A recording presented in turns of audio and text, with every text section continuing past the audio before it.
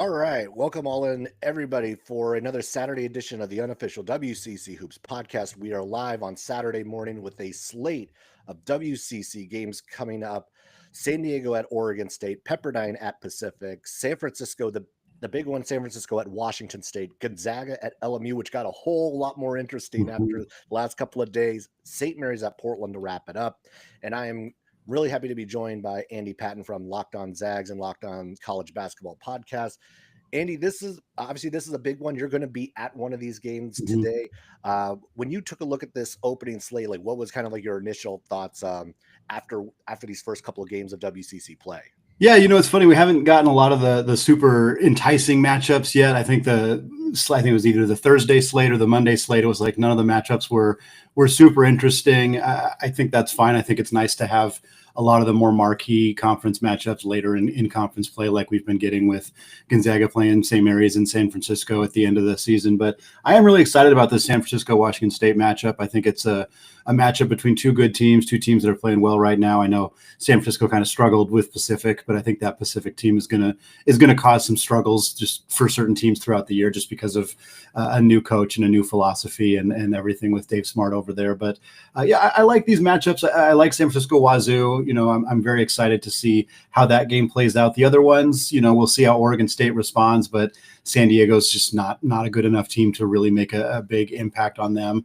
I'm also very intrigued by Gonzaga going on the road at LMU. They haven't played very well on the road. They didn't play well against Pepperdine. Obviously, they dominated against Portland, but LMU with that 20-point win over Oregon State, they got a little momentum. They got a little home cooking right now. So we'll see if Gonzaga comes out flat like they have all too often this season. That could be one that ends up looking a little bit more like that Pepperdine game than that Portland game for the Zags. Yeah, let's start there because LMU, maybe this was like not necessarily that they won was a shocker, but how much that they won was the shocker. LMU beating Oregon State down at Gersten Pavilion 82-61 on Monday or on Thursday. Yeah. And this LMU team is on a bit of a roll. Like they're 6-2 over their last 8 games. They're holding opponents to under 40% field goal for the last 5. They're shooting better as a team. Javon Porter came alive against Oregon State, 22-13. They have some momentum going into this one, and of course, mentioned like this is Stan Johnson is a coach who has beaten Gonzaga in that building, even though obviously a very different cast of characters. But as you're looking at this matchup going into that game, it does feel like LMU's momentum and maybe Gonzaga's slow starts, the Portland game aside, this could end up being maybe a little bit of a tighter contest than we might have originally thought. Yeah, I think there's some things about this matchup that certainly favor Gonzaga. LMU is not a particularly great rebounding team. They don't get any offensive rebounds, although I think that works in their favor because they're just going to prevent Gonzaga from getting out in transition at all, which we've seen when teams attempt to do that. It often leads to a lot of success if you don't let Ryan Nembhard get out in space and create in that area. So I do think that they're also a really good shot blocking team, which has been an issue. Graham Ike's gotten his shot blocked more this year than we've seen in the past. And I think for this LMU team, they really got off to a slow start this year. They've lost their first 3 games against D1 opponents, including North Dakota. But we've seen that with a lot of teams, especially when they have a lot of new faces. They struggle early in the year. And so for them to have kind of righted the ship and then they go on a big streak after that, they pick up some nice wins, beat Santa Barbara, beat Nevada. Then, of course, this win over Oregon State. I really like what we're seeing from this team. I think for Gonzaga, it's slowing down Javon Porter. It's slowing down Stone Carrawell, who's been very, very good for them, the transfer from Utah Valley. And I think, we've seen Gonzaga's defense look really, even in their losses, their defense has been fantastic this year for the most part. There have been the second half against Pepperdine notwithstanding, and that was just Mo Odom looking like an NBA player for a half. And so I think you've seen this team play well enough defensively, but they just need to not be as reliant offensively on Ryan Nembhard and Graham Ike and Braden Huff when he's in the game. And I think that's what I really liked about the Portland game is they gave opportunities. Dusty Stromer had 9 field goal attempts in that game. That was his season high. Nolan Hickman had 13 points and was doing more creating off the dribble. Caleb Battle was a little bit more involved in the offense. And I think that was an intentional decision by Mark Few to kind of realize, hey, if Ryan Nembhard has a bad game and we almost lose to Pepperdine, that's a problem. Like that, we can't be in a position where we're that reliant on one player, even if he is an All-American candidate. And so I'm hopeful that they'll be able to kind of bring some of that for Gonzaga into this LMU game to kind of mitigate some of the length that LMU has and just the momentum that they have really at this point after such a strong performance against an Oregon State team that I think is good, but I'm also, I think they've been playing a little bit above their head. I wasn't expecting a 21-point win for LMU, but I'm also not shocked that they won that game, especially at home. Yeah, I mean, think about this Gonzaga squad has been. There's been obviously that inconsistency in the backcourt of like it. Mm-hmm. A lot of nights, like you mentioned, like how like a lot of times it falls a lot on Mm-hmm. Ryan Nembhard. A lot of times it felt like it also falls on Caleb Battle. So like just to kind of save them from these long scoring droughts that we've had.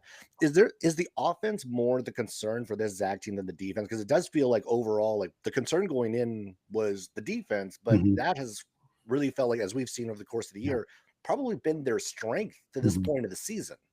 Yeah, the concern is definitely the offense. And I did not expect that would be the conversation that we would be having. I was far more concerned about the defense. I was concerned about the rim protection, which still isn't really an area of success, but their perimeter defense is just so improved from last year with really the same personnel, which is really unexpected. I mean, Battle's been a better lockdown perimeter defender than I think people expected him to be. Michael Ajayi, who's had significant issues offensively, is a very good perimeter defensive player as well. And so that has helped this team, and they've utilized Dusty Stromer so much because of that. And I think that the fact that they're focused so much on playing players who are so good on the defensive end, I think it almost has limited them offensively. And this is what we saw. Again, I'll go back to the Pepperdine game. Dusty played basically the entire second half because they used him to defend Mo Odom. And while Mo Odom had that great half, it wasn't because Dusty was playing bad defense. You watch the clips, every shot Mo Odom made, Stromer had a hand right in his face. I thought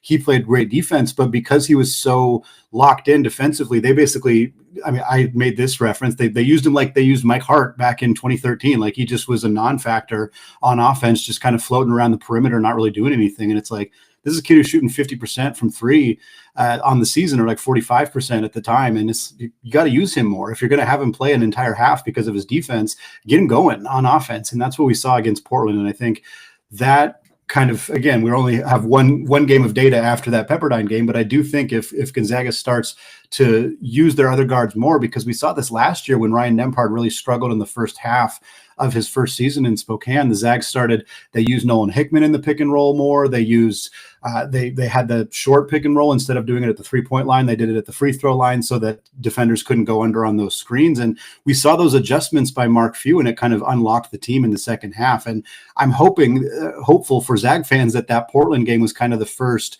time where we see Gonzaga start to do some different things. We saw Dusty creating offensively, which he hadn't done up to that point in the season. We saw Gonzaga use Battle going off screens and driving towards the rim. And I was so frustrated early in the year. Like, why are we not letting Battle do that? Like, I know that a pick and roll with Caleb Battle is going to result in a shot attempt. He's not going to pass the ball. That's not what, but Caleb Battle going to his right towards the rim against WCC competition, he's going to score or get fouled a huge percentage of that time. And so to me, run it with Braden Huff, have Braden pop at the 3-point line, clear out, let Caleb go to the rim. And we saw that a few times in that Portland game. And if they start doing stuff like that, start running their offense where it's not just give the ball to Graham and everybody stands still, or run a pick and roll with Ryan and Graham and everybody else stands still. If they start getting more creative, I think that's going to really unlock this team. And again, it's a lot of what we saw last year, and it kind of happened around the same time last year. Right. I was thinking about that same thing, that it's like that this Gonzaga team kind of struggled at the beginning of the calendar year. And there was a little bit of this lull in between the non-conference and the start of conference play. Obviously, this was when they nearly lost to USF. They did lose to Santa Clara. There was some stumbling at the beginning. Of course, like this team is in a very different position than they were a year ago. Like last year, the sky was falling and like oh no, they might not make the tournament at all. This year's like that is not obviously the case in any way. This obviously the metrics love them. They have a couple of those key wins. Like this is not a problem going into conference play right now.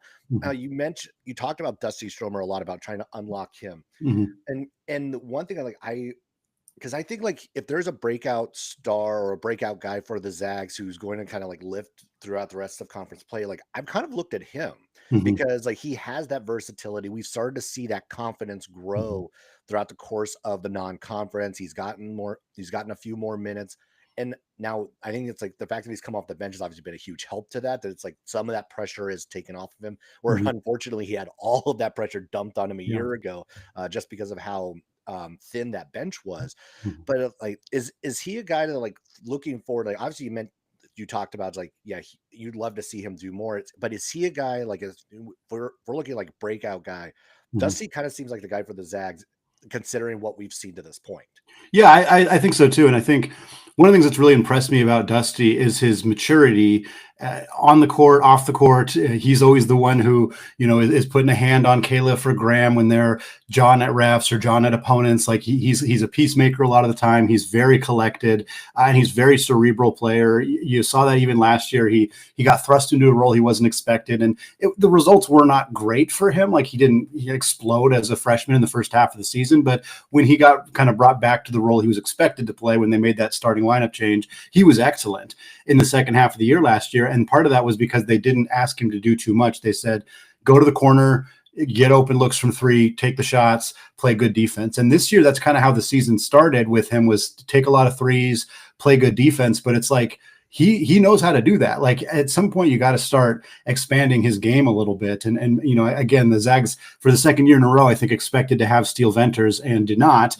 And so they're in a position now where he is asked to do a little bit more, but he's shooting the ball really well. And when he does put the ball on the deck, when he does look to actually create, it's been successful. He's not going to be perfect, but he's been really good in that space. And I think for the Zags, when you have a player who's already has starting experience, who already plays mature beyond his years, who is effective on 2-point shots and 3-point shots, like you got to kind of let him go a little bit more. And I think that's what we're starting to see the Zags do with Dusty. And I think the best thing that could happen for this team going forward, outside of some consistency from Graham Ike, which has not been a situation, and Michael Ajayi remembering what he played like last year, like those are two very important parts for the team. But I think for Dusty, being more involved offensively, getting to create his own shots, driving in the lane and looking to make a pass, things like that are areas that we know he can contribute. And I think getting him to do more of that is one of the biggest things that could help this team kind of have a turnaround like they did last year.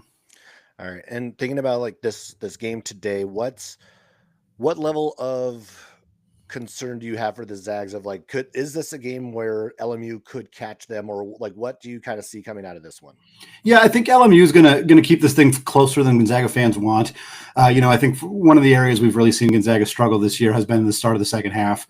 I think the numbers, I know recently they were like minus 24 in the first 10 minutes of the second half, and way higher than that in every other area of the game against their top opponents. And even now with the Pepperdine game going the way it did, even against Portland, I think they only outscored Portland by 1 in the first like 10 minutes of the second half in a game they won by 31. Like they're really struggling in that space. And on the road, any road game is tough. Mark Fee will tell you that time and time again, that conference road games are hard no matter the opponent.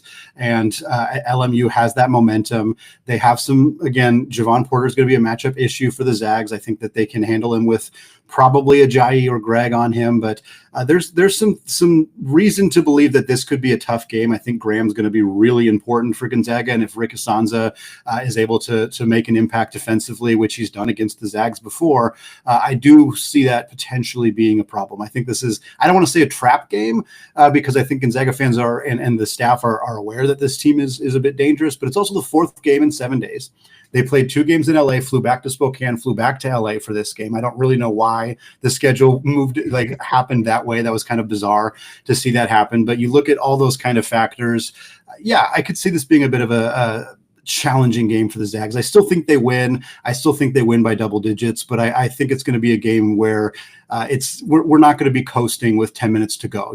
Jun Sukyo and Emmanuel Innocente aren't going to be coming in at the 8-minute mark and playing the entire rest of the second half like they did, like they've done before and like they did against Portland. Like that's probably not the case for this game. We might see Innocente to actually get some minutes. Yeah, he might get some run when they need him, right?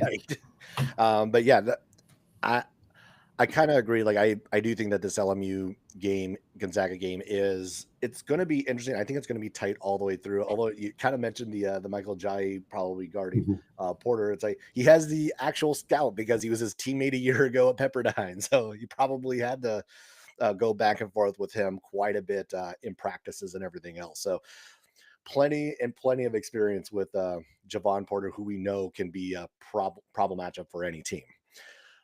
All right. So thinking about the other matchup today, the big matchup today, USF and Washington State. I Joe Lenardi put out his latest bracketology, and this was kind of like a little bit of like the eye raise of he had two WCC teams in. Of course, Gonzaga was in, but they were an at large. They were not the AQ, and of course, you assume that the AQ somewhere floating around is St. Mary's, but it was not. He had the USF Dons as the AQ. Of course, like it's very early, and like that's probably because they're currently sitting in first place at the moment. So that could be a part of all of that. But this matchup between the Dons and the Cougars, like this is a really important game for both of these squads. USF is sitting 60 in the net as of yesterday. Washington State is 66. USF is 2-3 in quad one, quad two games. Washington State's 4-3 in those same games. They both played LMU, so there's a similar opponent that they can point to. Both of them beat the Lions in similar fashion. As you kind of look at this, it really feels like it's the Washington State front court against the USF backcourt in this one because the Washington State front court is healthier and it's deeper, and that backcourt for USF, as we know, is problematic for any matchup. Uh-oh, I think I lost your audio. Oh, I'm here. Sorry, I'm Oh, here. there you All right. go.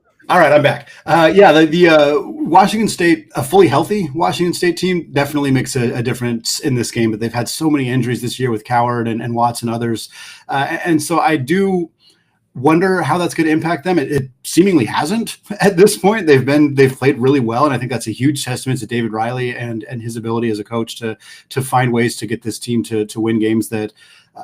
Even without their full strength, I think they had 4 of their 9 rotation guys out for some of their most recent games and still won them. And so I really like this Wazoo team. I like their intensity. I like Coach Riley's strategies. I think they're going to have some success. But yeah, the backcourt is so good for San Francisco with Marcus Williams and Malik Thomas and the way those guys have been playing as of late. And even, I mean, outside of that, Beasley hasn't maybe been as good as some people expected him to be, but he's still a very quality player. We've seen some other guys step up for them as well. The transfer from Vanderbilt, Rivera Torres, I think, has been really good as well. So, I think San Francisco is probably the better team on paper with the health of Wazoo, but Wazoo being at home, it's going to be really tough. I'm curious. Again, San Francisco, they don't have Jonathan Mobo anymore. Carlton Lingard is good, but he's not. He doesn't quite do the same things that Mobo was able to do on both ends of the floor. So I worry a little bit about USF's front court in this game. I think Wazoo being the home team gets a bit of an advantage here, but San Francisco kind of coming off that ugly-ish performance against Pacific. I mean, they still won. They still scored 89 points. So like it wasn't a terrible performance. They had that emotional game against Santa Clara just a few days before that too, where they were literally a Christoph Tilly missed free throw away from losing that one. So I think San Francisco's the better team. I think Wazoo might win, but I think that these are two of the 3 potentially best teams in this conference. It's them and Gonzaga and St. Mary's. And then I think there's a fairly big gap. After that, Santa Clara's consistency really bothers me in terms of projecting them any higher than that. But this should be a really, really fun game. And I hope people outside of just like WCC fans tune into this one, because I think it's going to be, I mean, similar to that Santa Clara game that was that really electric game with the Dons. Like this team's been in a lot of really fun basketball games this year. And I think this is going to be another one. Yeah. And the interesting thing is, it's like with USF, it's I think since Dweedo Newberry went down, there's been a lot of like adjustment period for them, trying to figure out who is going to be stepping up into those roles, who's going to really be some of those key guys. Now, obviously they've had some of that. James O'Donnell has played really well in those spots. Veni Abosi has come in as of late and been been fairly good. Barry Wong has also Yeah. come in and played some key minutes there. They're still trying to figure that part out because now the one thing it's like I think we're going to see a little bit more of Tyrone Riley slide down to the 4, Mhm. and they're going to play smaller Yeah. against this team, which honestly like is going to be an interesting way to see how they try to key these matchups. Because if USF goes small, and as we know, like this is a team like if Beasley is healthy because he has missed the last 2 games, so I hope he's back on the floor for this one. Right. But between Beasley, Thomas, and Williams, like you throw Mhm. those 3 out on the floor at the same time, like that is a lot of speed and a lot of firepower that Yeah. is going to give most anyone some problems. And especially like, because I think about the fact that Isaiah Watts is not around for Washington Mhm. State, like that. You talk about like someone who could have helped, like kind of like balance that out. That would have Yeah. been him. And the fact that he's going to be gone for probably another few weeks, like this is obviously going to at least hurt Washington State in like the early run of this. Mhm. Was it the albeit like the freshman was it Thrasterson? Mhm. He's actually played fairly well at 17 points against LMU. And so there's definitely some like balance here and there with what's I think we're going to see. I'm just so the one match if there's anything I'm looking at Calmeese and Thomas going Yeah. back and forth with each other because Calmeese offensively like he can score with the best of them, score with the best of them in the league. He has been a little turnover prone, which Mhm. I think could play in the USF's favor in this one because USF does take care of the basketball pretty well. They don't much like St. Mary's or Gonzaga, they don't really beat themselves with these little mistakes, which Mhm. obviously has gotten them to be one of these more consistent teams. But Calmeese Thomas is almost like the first game of these two could be player of the year, and now we get to see them kind of face off with each other. Calmeese 16 points per game. Thomas is at 19 a game, leading the conference. I looked at it. Thomas is like in conference play, he's averaging 25 through the first 3. Like he has Yeah. been ridiculous the Mhm. last month or so. And obviously, like, like he's a nightmare to try to match up with. San Francisco guards, man. I always joke on the Locked On College Basketball podcast. I'd call Todd Golden the guard whisperer because of all the guards that they had success with when he was at USF with Khalil Shabazz and Jabari Bouye and those guys. And then obviously they've had success with their guards at Florida, but it's not like San Francisco's guard play has really dropped off under Coach Gerlifson. And Thomas is a great example of that. The USC transfer, 12 and a half points last year in about 23 minutes a game. This year, his minutes per game bump up, and so does the production. And he's still shooting about 40% from 3, still averaging 20 a game. Like assist numbers are up, rebound numbers are up. Like he's an absolute stud, and getting the ball in his hands more for this San Francisco team has been a huge blessing for them. I think it's a important decision for Gerlifson to let him run with the ball more than he was in the past, and it's obviously working out for them. And again, Williams is fantastic as well, and I wouldn't be surprised if we're having a similar conversation, with Beasley in a couple of years. Assuming obviously he's got to get healthy this year, but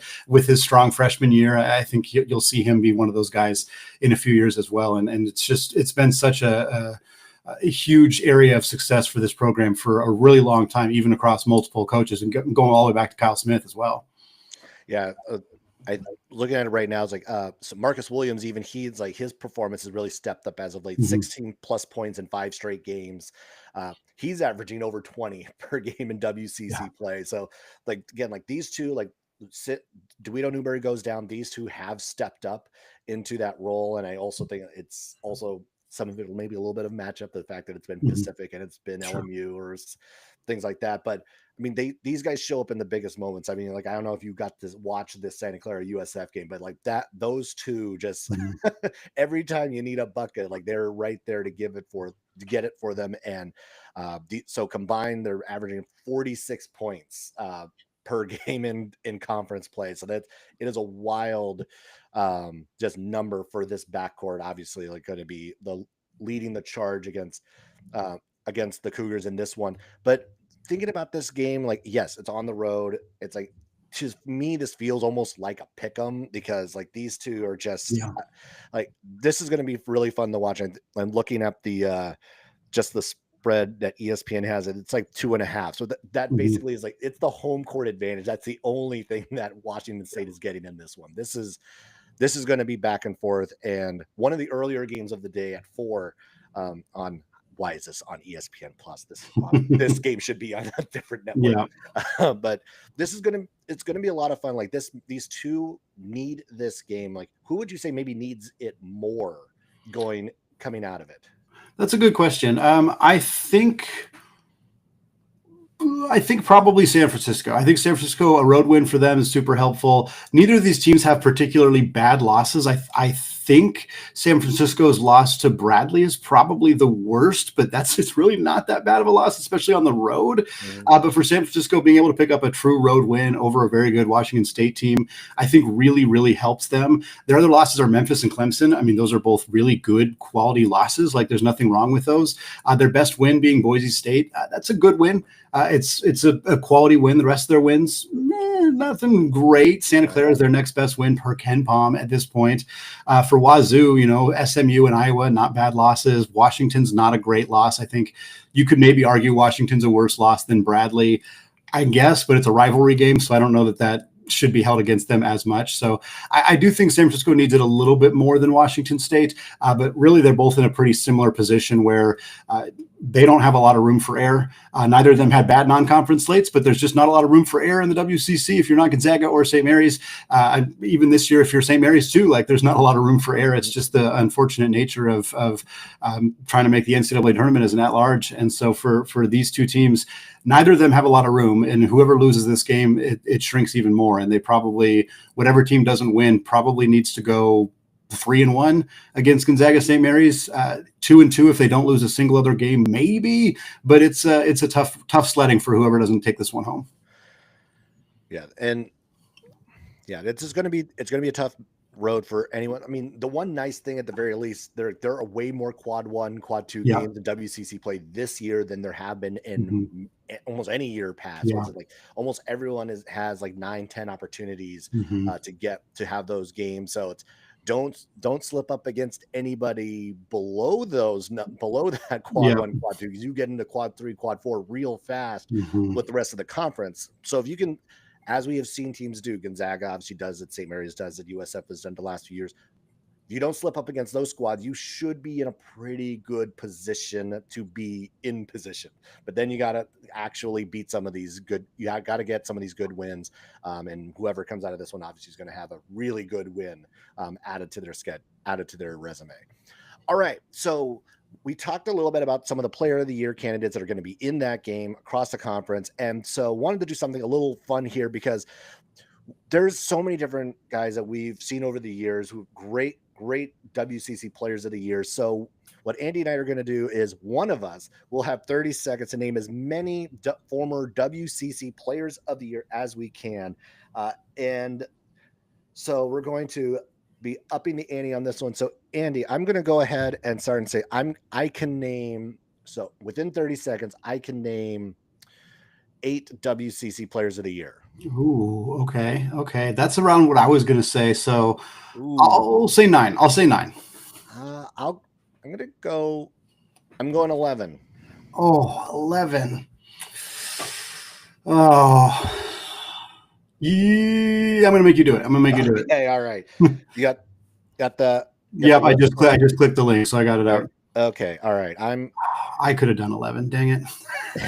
All right. I'm setting up a timer here so that I know that I'm all done or anything. All right. So I got, I almost gave myself 30 minutes. I would have had plenty of time to actually do it then. All right. Let's see. 30 seconds. All right. All right. Are you ready? I am ready. Okay. So, all right. I'm going to go and starting now. Okay. Augustus Marshallonis, Matthew Dellavedova, Kevin Pangos. Let's go. Cole Dickerson. I think he's on that list. I don't see him. Okay. Let's see. Kelly Olynyk. We'll go with. Oh God, I'm sorry. Okay, this is actually maybe a little harder than I originally thought. Oh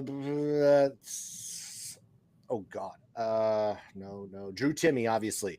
Let's see. We got. Oh God. My 5. up. That's all I got was 5. Oh my God. 5. Unless you count Drew Timme twice. I don't know. Maybe no, we're not going to count the doubles. Right. Now it's like Mickey McConnell. That's a good one. I was going to try to give you a hint on more Gales for you. I know, I'll tell you, that's Mhm. bad on my part. I actually Yeah. dropped the ball on some of those guys. I Oh, don't think I'd have got McConnell. I might have got Jock, but I don't know if I would have got McConnell. some of those guys, it's like, wait, did they win or did they get, or did one of these guys get snubbed? Or like, Yeah. it's like Yeah. Omar Salmon. Oh wait, no, he didn't. Yeah, I know. Yeah, I noticed Sam Hen wasn't on there. Actually, did you say Dennison? Because he is on there. No, I did not say Okay, Dennison. you said Dickerson. That's right. Dickerson. Yeah. I was like, isn't there a USF guy in there somewhere? Because like, Yeah. he had one of those really, really crazy years. Wow. Yeah. USF hasn't won one ever. That's kind of wild. Ever? Well, this only goes back to. Oh yeah, no, they haven't won one since 1982. So yeah, basically. Quentin Daly, the last one. Yeah, Quinn Daly was the last one. Yeah. Oh God. Wow. That's how did I only get 5? All right, that's a little embarrassing, but that means I have homework to do.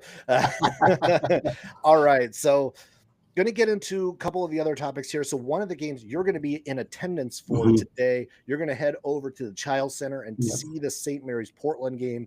I got to see St. Mary's just the other day when they took on Pepperdine and just rolled Pepperdine in a game that looked much more like the St. Mary's team we're all used to seeing. That defense first, just wipe out defense, and we saw get that. So that trio we talked about, like that of Pepperdine, Todorovic, Odom, and Olvera, who had a great night against Gonzaga. I think they scored 67 points between the three of them that night. That trio then went out and scored all of 26 against St. Mary's, and I think made up 26 of their grand total of 41 on the night. So as you kind of like are ready to go, heading over to that game, thinking about this St. Mary's Portland matchup, obviously we saw Portland. Got to see Portland the other night, and it's ugly. Yeah. But like, what are you looking for going into this one, and what is maybe like what you're looking to see out of St. Mary's?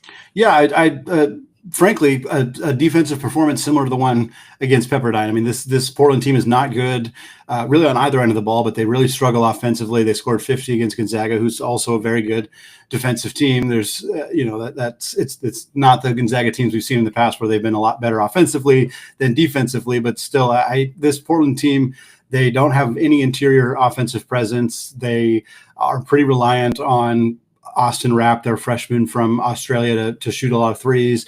Vincent Delano can kind of get hot at times, but really this is not a team that should present much of an issue for St. Mary's. I know Coach Mark Few said after the game that they do some things that are a little unique offensively, but it looks to me like they're a little disjointed offensively. And St. Mary's is an older team. They're a very disciplined team. Obviously, we've seen that under Coach Bennett for 20 plus years now. And with fifth year guys like Mitchell Saxon and Marcelonis and Luke Barrett all in the starting lineup, like I don't see Portland putting up much of a fight here at all.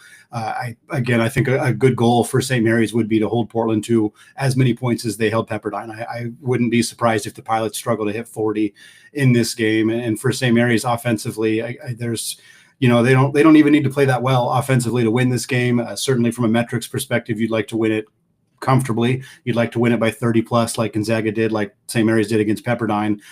It's a road game, so it's always a little bit tougher in that regard, but I would expect that this team should dominate offensively. I would expect Morauskas to have a good game as he's been doing, another double-double type performance from him. Saxon should clean up on the glass. Like, this is not a team that should present much of an issue for St. Mary's at all. And for me personally, I'm just excited to see this Gales team in person. I haven't had a chance to do that in a while. And so I think it'll be kind of fun to see how they look and what they're able to do. But I don't think this is a game you learn a lot about St. Mary's unless they really struggle. And if that happens, certainly if you're Gonzaga or San Francisco or Wazoo, you are poring over this tape to figure out what in the heck did Portland do to slow down or to probably not slow them down, but to stop St. Mary's from having an effective night. But ultimately, I don't expect that to be the case. I expect a 70-40 type game, somewhere in that range for St. Mary's, and being able to coast for most of the second half. Yeah, I mean, the St. Mary's squad, it's like there was a little bit of struggle there, and we've seen them struggle on against some of these maybe lower teams. They struggle a little bit against Merrimack, even though we know Merrimack over the last few years has presented a little bit of a thorn in some team sides. They struggle a little bit against UT UTSA earlier in the non-conference. Like there was a little bit of the struggle, even with Pacific. They did beat Pacific, but it was by 10. It's like, okay, like, but we've also talked about they're a little bit feistier. Maybe that's going to be a bit of a problem with Pacific for everybody. And even we saw with USF just the other night as well. If I'm looking at something, it's like it's almost like thinking about the performances we've seen from Luke Barrett as of late. He has played really well the last week or so. We've seen he scored, I think it was 20 again. He was 20, 10, and 5 against Pacific. He had, I think it was like 16 more the other night against Pepperdine. So he's playing really well right now. And we know like he's one of those guys like he's going to do everything. Like he's going to be all over the floor. He's going to get loose balls. He's going to find the right spots. He's, as you pointed out, like fifth year starter, he's not going to make a lot of mistakes. This is not someone who's going to get rattled. So I'm really interested to kind of see if he can continue on that. But if there's anything, I'm also starting to look at some of the younger guys of like, I'd really like to see a good performance from Jordan Ross. I think we got to see a little bit out of Mikey Lewis a little bit the other night. So that was good to see him kind of get back into a little bit of a rhythm. I think he was in double-digit scoring in that one. And also like the one, like he's slowly starting to find his place is Ashton Hardaway. And I think he's a guy like that, obviously with the name and everything else, there's comes some level of like, not necessarily expectation, but like the pedigree of like, okay, like this is Penny's son. Like he's got to be pretty good at some level. And we're starting to see him find his spot. He's finding his role. I think he's gaining more confidence. I think Randy's trusting him a little bit more, I think. So this is a group, I think, like that if they can start to continue to play within that system and play a little bit, and it's always like it's limiting the mistakes. I think that's always with a Randy team. It's play defense, it's limiting and don't turn the ball over. It's like don't make those young player mistakes, and he'll let you have some leeway more times than not. And of course, like that's true of Mark Few. It's true of most top coaches of like, hey, it's like you show me I can trust you out there defensively, you'll stay out there. Like you're not going to hurt us. So that's definitely the challenge I think in these for this game. Get back right, because St. Mary's doesn't really have a huge challenge for a while in the non-conference. Like, I think like they don't see. I think it's USF is the first. No, LMU on Tuesday. I overlooked LMU on Tuesday, which is obviously going to be a big one as well, because LMU again, like they beaten St. Mary's over the last few years as well. They know what it takes to try to beat that team. They know it's not easy, but they have done it. But yeah, thinking about like those, like I agree with you overall though. This Portland team, I'm not concerned about this game at all. I just want to point out real quick, I was looking at St. Mary's schedule while you were saying that. And yeah, you're right, LMU, and then it's San Diego Pepperdine. But then from January 23rd until February 15th, they are playing San Francisco, Wazoo, Santa Clara, Gonzaga, San Francisco, Oregon State, Santa Clara. That is a really, really tough stretch. About as tough of a stretch as you're going to see in the WCC, the current WCC. I mean, all those teams are top 100 at KenPom right now. All of them are top 80 except Oregon State, who's 85th. Like that's a really good stretch of games for that team. So you're gonna learn a whole lot about them right then. Maybe it's their Pac-12 tryout, right? Yeah, exactly.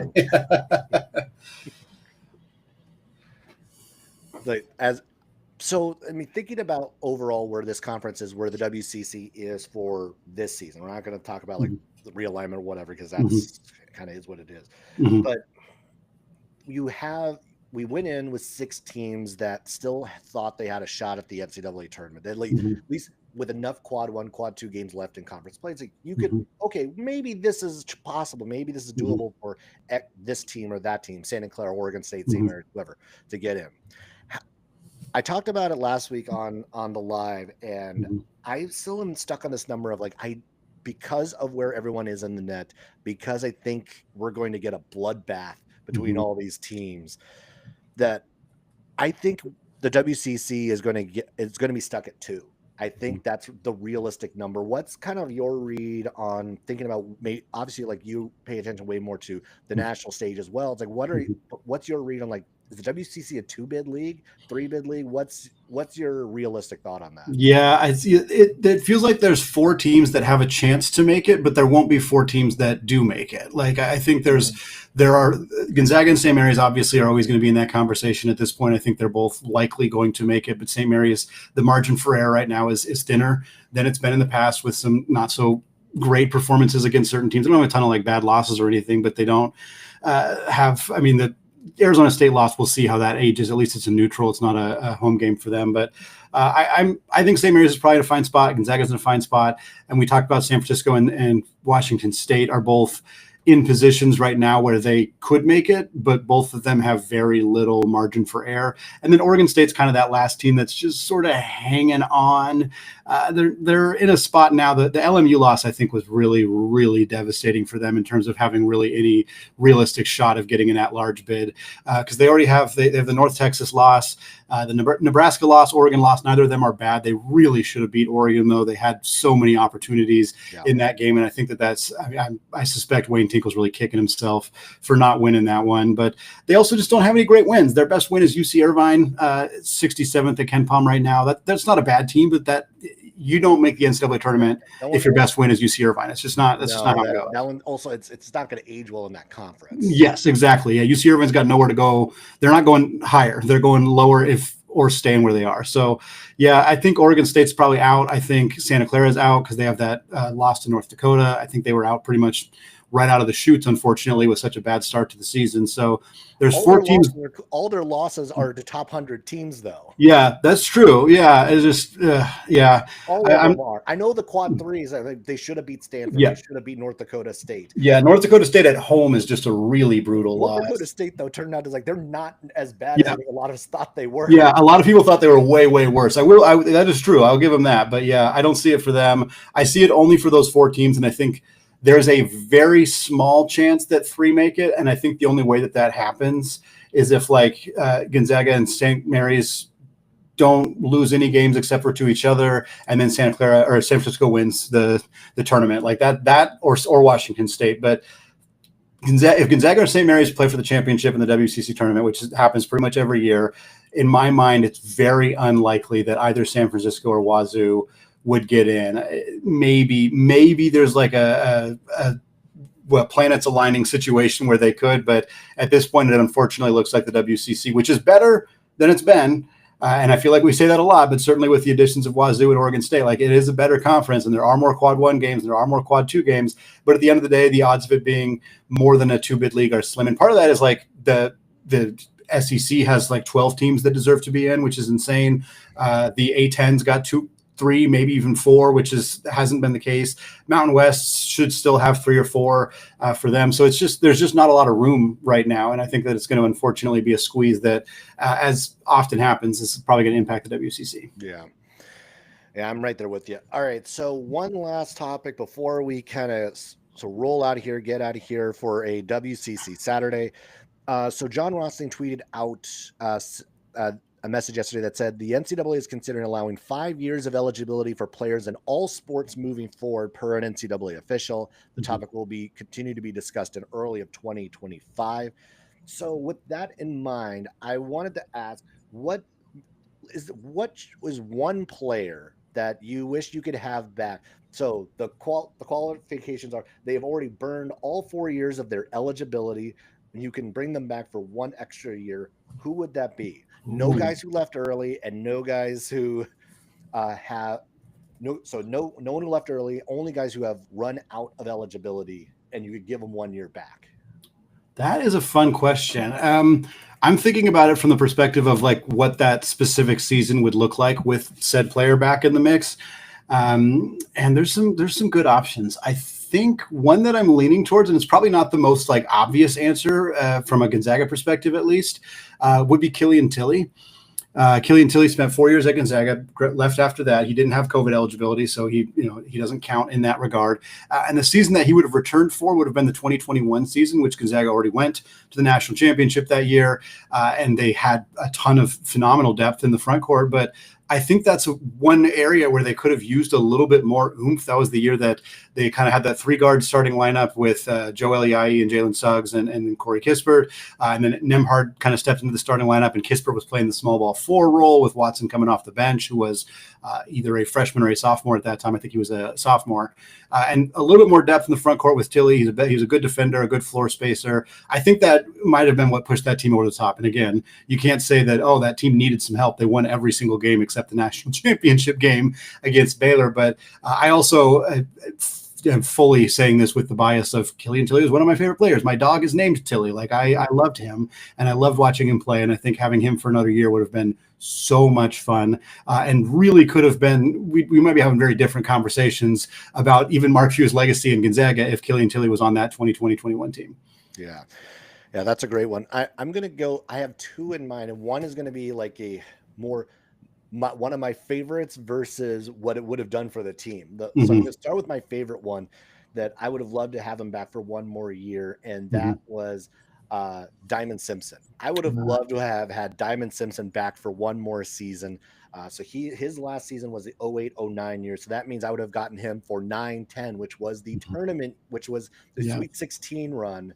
He was one of my favorite players to watch. Like, he was a guy who didn't need the basketball, but always found a way to contribute. What was it? I think when he graduated, he's all-time leading rebounder. He was the all-time leading shot blocker, steals, free throws made, free throws attempted, all the little stats that he just continued to rack up.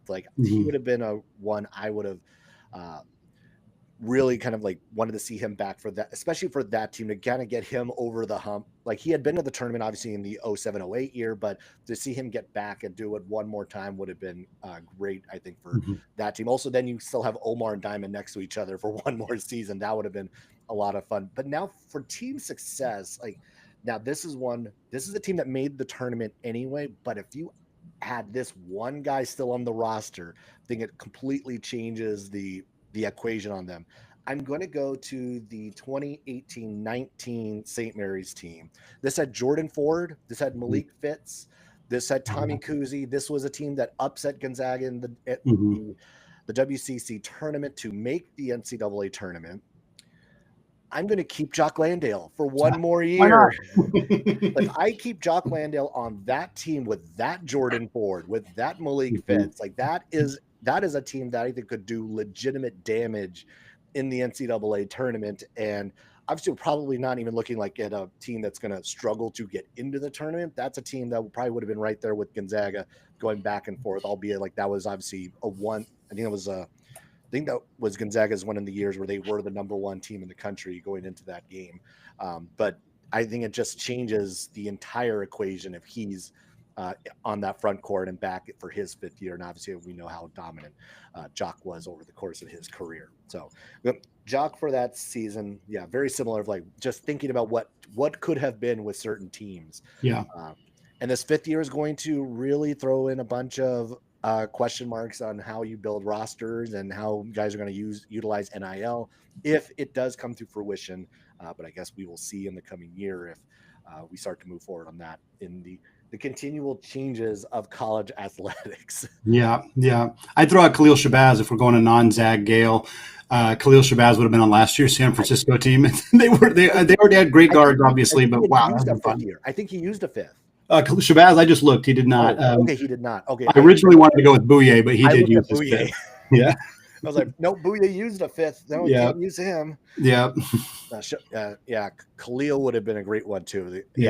I think I was at I was talking with some of the parents after the USF game the other day, and we talked about and thinking about reliving that game and thinking about he just refused to go home that night against Santa Clara in Vegas. That was one of the more incredible things I've seen from at the WCC tournament. It's the refusal to lose that game was amazing, and that's what made that USF backcourt so special. Is you can never count them out because you knew on a moment's notice they could just explode. Yep. Yeah. All right. Well, that'll do it for this episode of the Unofficial WCC Hoops podcast. Reminder, so the games today, we have San Diego State and Oregon State. That's at 3, Pepperdine and Pacific at 4. The big one, San Francisco at Washington State also at 4 o'clock. Gonzaga at LMU at 6, another key one to watch. And of course, Andy, you'll be at St. Mary's Portland tonight at 7 at the Child Center. All of the games are on ESPN Plus. Santa Clara with the bye this week. Thanks a lot, Andy, for hopping on. It's always great to chat with you and talk WCC hoops. And definitely we will catch up down the road. And thanks everybody for hopping on. And that's it. All right. And let me properly actually close this out as I'm stumbling over my own words. All right. Thanks everybody for watching, and we'll catch you later.